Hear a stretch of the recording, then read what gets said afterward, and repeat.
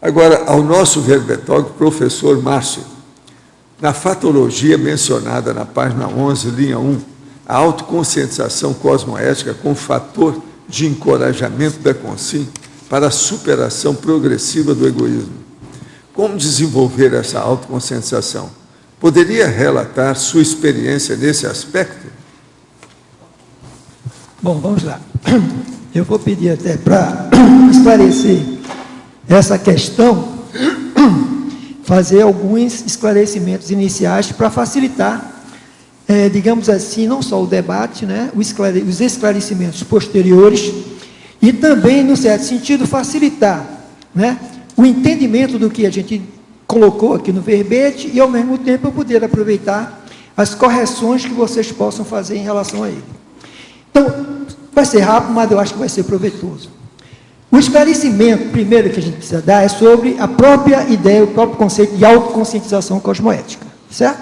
Que é um elemento central aqui no verbete. O que é que nós podemos dizer e qual é a ideia que nós temos aqui? É que a autoconscientização cosmoética é a condição de lucidez da consciência quanto à vivência da cosmoética, por meio do alto esforço da vontade, promovendo a ortopensenidade. Bom, então, ortopensenidade, reeducação dos pensênios, está em cima da relação da pergunta que foi feita. O que é importante também quando ele diz como é que se faz a reeducação? É porque a gente está entendendo aqui a autoconscientização cosmoética como processo, né? Em cada momento você tem um nível seu, evolutivo, e um nível de autoconscientização da cosmoética. E é a partir desse nível que você vai promover a expansão dessa sua autoconsciencialidade. Portanto, a grande questão é como se faz esse processo e quais as razões que estão atrás desse processo. Muito bem. Então, veja, a ortopensenidade, nessa perspectiva, a gente sabe que é o quê? É a autopensenidade cosmoética, enquanto processo. Só que a gente percebe que há uma oposição nesse processo. E essa oposição é aquilo que você é hoje, né? Está sendo nessa condição intrafísica, e o que você poderia ser, as suas potencialidades evolutivas. Isso daí cria uma oposição, e, num certo sentido, uma aparente contradição ou conflito, que está atrás da pergunta, mais uma vez. Portanto, como é que a gente explica isso? Primeiro ponto, a gente tem que relembrar a ideia do curso intermissivo, para poder compreender isso. Quer dizer, quando a gente pensa no curso intermissivo, a gente está pensando em que num momento evolutivo teu, mais especial, de maior amplitude do ponto de vista da tua autoconsciencialidade, onde você tem valores que são vincados naquele contexto, né, a partir do próprio curso, e que são fortalecidos, né, no sentido de serem referenciais para você nessa sua vivência intrafísica com vista à sua evolução. Então, muito bem, então, nesse momento, você está se vendo com a sua realidade consciencial, sua essência, na condição de extrafisicalidade. Quando você ressoma, o que é que acontece? Você entra nos restringimentos, tanto do ponto de vista da holossomática, quanto do meio ambiente. Esse restringimento, portanto, vai ter implicações no processo, e aí entra a ideia do processo, do desenvolvimento e da formação dos seus valores na intrafisicalidade, que, devido a esses condicionantes, tendem a se contrapor com os valores que você traz da extrafisicalidade. Nós temos aí, portanto, o que a gente chamaria da dinâmica evolutiva ou da dialética evolutiva. A questão é como, portanto, fazer prevalecer esses valores. E esse é que é o grande desafio desse processo. O que é que significa isso e qual a importância? Em primeiro lugar, na intrafisicalidade, a gente começa a construir, esse que é o problema, devido à falta de lucidez, a construção de egos sociais, eu estou chamando, influenciado por esses valores, e que você perde, portanto, aquela sua realidade efetiva, e passa a tomá-los como a sua realidade, e fazer a defesa deles. Problemão. Em seguida, o que é que nós temos, portanto? Essa oposição, que a gente acabou de mencionar, ela pode ser vista numa perspectiva conflitiva, antagônica ou apoiada na ansiedade. Esse que é o grande problema. Ou então você pode ter uma autossuperação sem essas vivências, ou reduzindo essas vivências, através de um processo que você recorre à autocrítica, né? E a quê? A Tales, por exemplo, né? Na medida que você tem acesso aos verpões cosmoéticos, você vai ter a possibilidade de recuperar essas verpões e poder fazer face a esses condicionantes da intrafisicalidade. Essa oposição, portanto, pode ser feita de uma maneira mais satisfatória. Então, veja, o que é que isso está impondo? A necessidade de você agir através do mental soma. Estabelece a relação pensene e mental soma, holossomática. No caso, por quê? Porque para mim, ter consciência dessa realidade que eu estou falando, eu tenho que fazer uso do meu discernimento, da minha reflexão. Eu tenho que ganhar lucidez. Mental soma, psicossoma, que é o outro lado da história, que é a condição que me leva para essas situações da intrafisicalidade. Então, muito bem, então onde é que está a questão toda? Ou você caminha através de um processo que você recupera os coisas e faz valer o nível de discernimento que você possui, e essa possibilidade é aberta, porque o pensene, na relação com o holossoma, ele permite uma coisa, pensar sem ainda agir, manifestar-se holossomaticamente, e é esse pensar que vai permitir a superação, via autorreflexão, autocrítica, autoparapsiquismo e interassistencialidade. Para isso é preciso vontade, intenção, autodiscernimento, autoorganização. Eu estou dando os parâmetros gerais. Muito bem, ampliar a lucidez, portanto, é a questão central, por conta disso tudo que eu falei aqui. Mas, você pode, portanto, a partir desse momento, através da tua autoconsciência, da tua lucidez pensênica, ter consciência até desse embate. Mas é nesse momento que vai fazer valer o teu destemor cosmoético agora. Porque uma coisa é o pensar teoricamente, outra coisa agora é o agir efetivamente, na intrafisicalidade.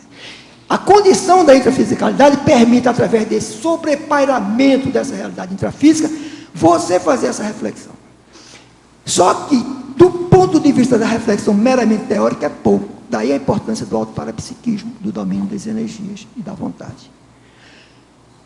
Essa condição aí é a básica para você poder fazer esse ultrapassamento de que a gente está falando aqui. E aí vem a coragem. E aí vem como? Primeira coisa é que eu estou dizendo, é a autoconscientização da cosmoética. Esses valores fortalecidos no extrafísico, aí é que está a história, né? Deles serem recuperados da força deles para fazer o embate em relação aos valores da sociedade.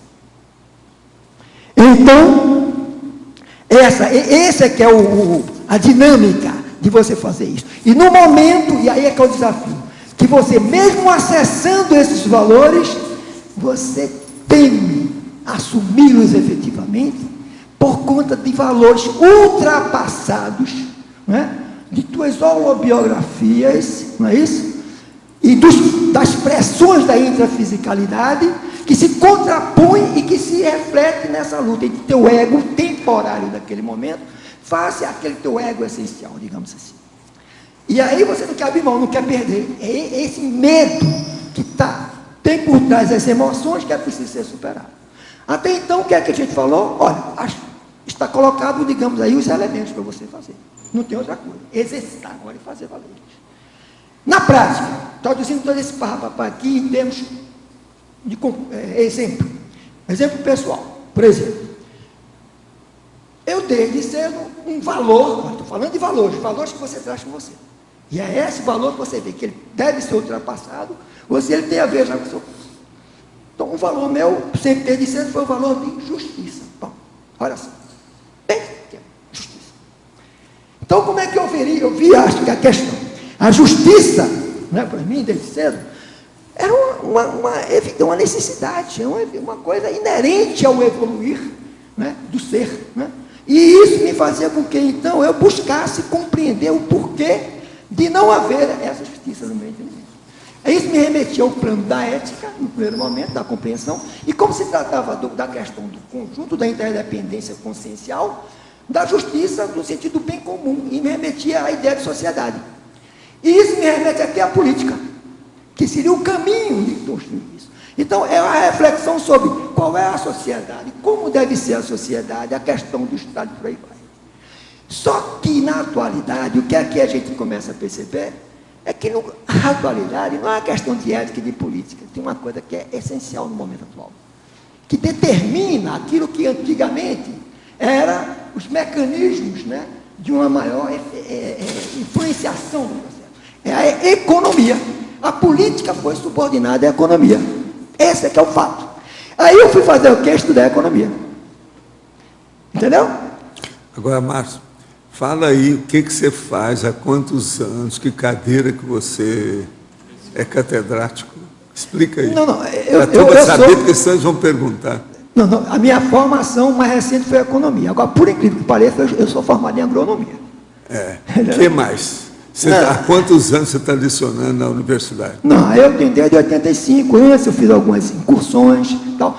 Embora o meu negócio foi mais a pesquisa. E o ensino como essa coisa da pesquisa, do diálogo com os alunos, mais por aí. Porque é aquela coisa mais formatada e tal. Mas, esse tempo aí a gente vem trabalhando na área da economia. Mas sempre na perspectiva da economia com a perspectiva ética.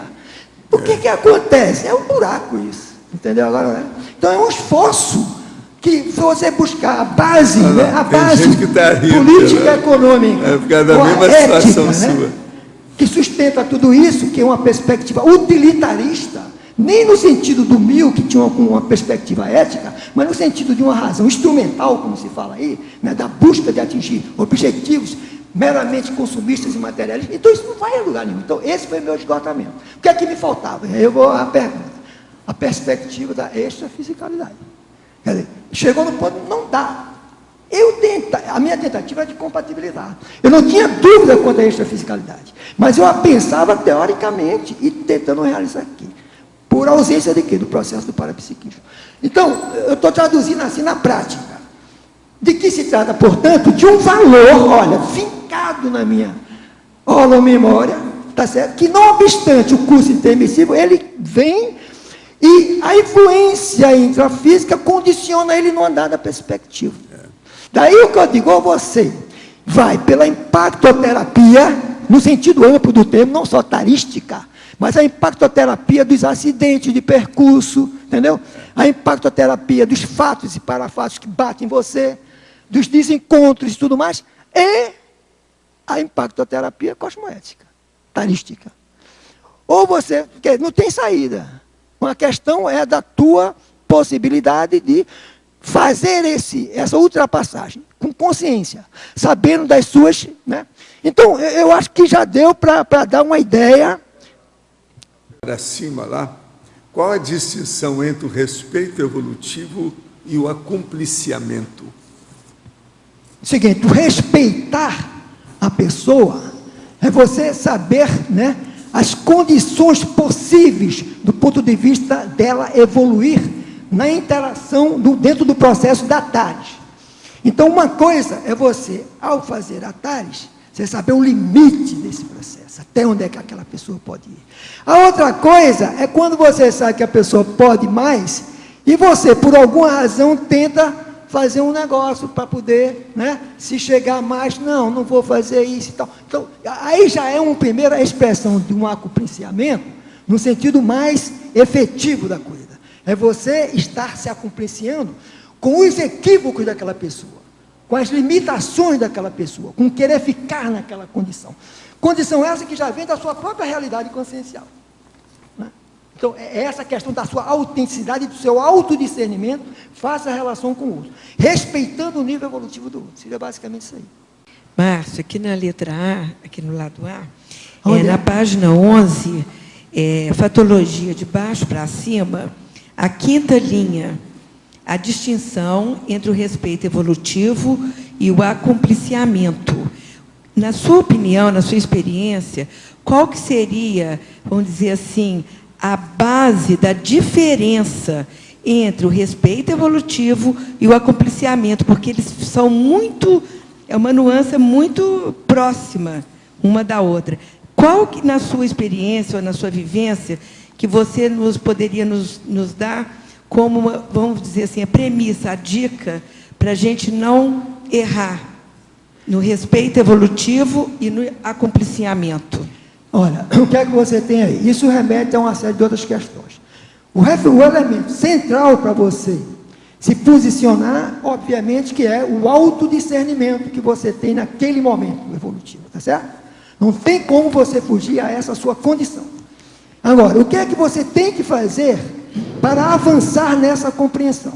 Aí você vai ter que mobilizar os outros recursos evolutivos que você dispõe. Quais são eles? A tua autoparapercepção.